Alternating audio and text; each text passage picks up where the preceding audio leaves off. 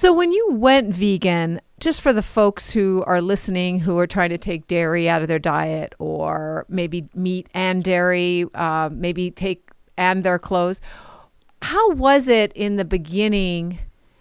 Were you a junk food vegan? You were a junk food omnivore. We have a lot of guests on to talk about a whole food plant-based diet.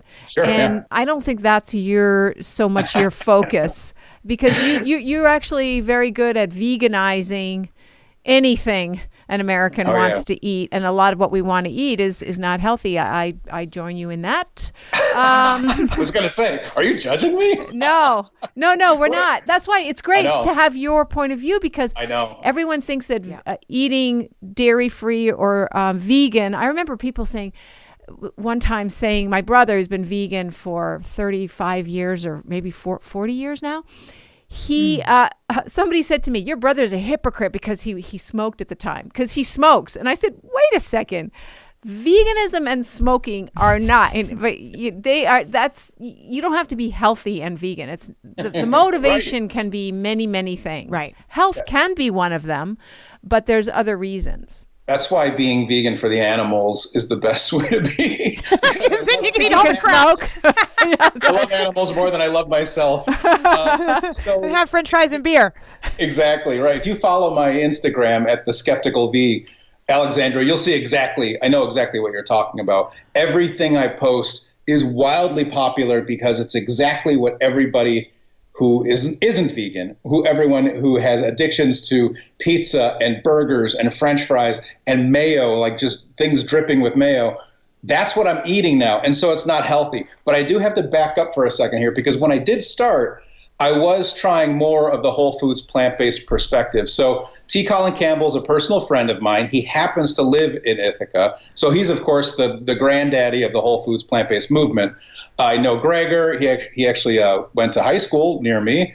Dr. Bernard, a lot of those guys who really, really know how to eat right. They're right, by the way. That's where I would love to be, and that's kind of where I started. So the beginnings of my marketing, I had done marketing and advertising for years for corporations, like large organizations and corporations in New York.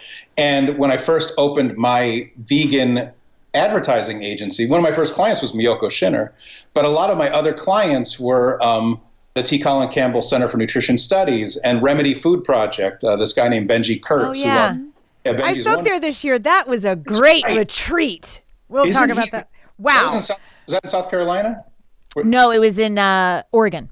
Oh, yeah, he is amazing. So Benji and I are good friends. And so he's someone else, too, who knows that you can thrive on a whole foods plant-based diet. When I say thrive, I mean, if you can fuel yourself with that, you're going to feel amazing and you're going to live forever. And so if you're wondering how you live forever, eat like that, because you could do it. So I started off in my vegan journey thinking that way. And partly because there weren't that many great options at that point for more vegan junk food. So I was starting off by saying, I'm going to make this from this cookbook. I'm going to make this. There's a Whole Foods plant-based, macrobiotic, gluten-free vegan dinner here in Ithaca that we attend all the time.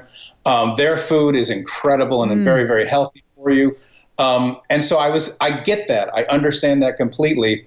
And then I started to veganize everything I grew up with. So for those people who think you can't eat what you were eating, I'm proving you can. You're giving up nothing. Like when you realize that pesto itself, by the way, Trader Joe's kale pesto is off the chain. That stuff is incredible.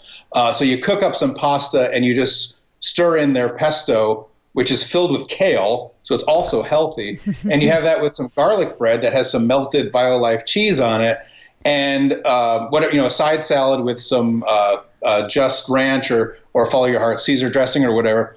You're eating an entire Olive Garden meal. You will be so full of carbs, but you'll be so, you won't be missing anything.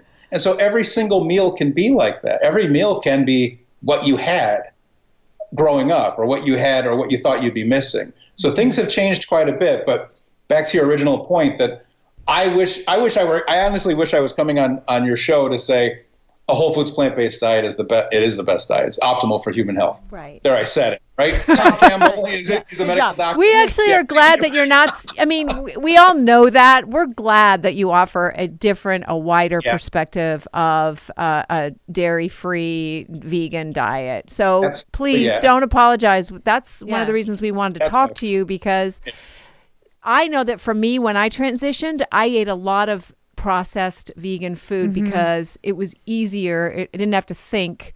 And so I could just grab it off the shelves. And I think a lot of people do that. You actually were an anomaly then if you went healthy first and then gradually went, because I've gotten healthier over time and don't wonder so much what I can eat.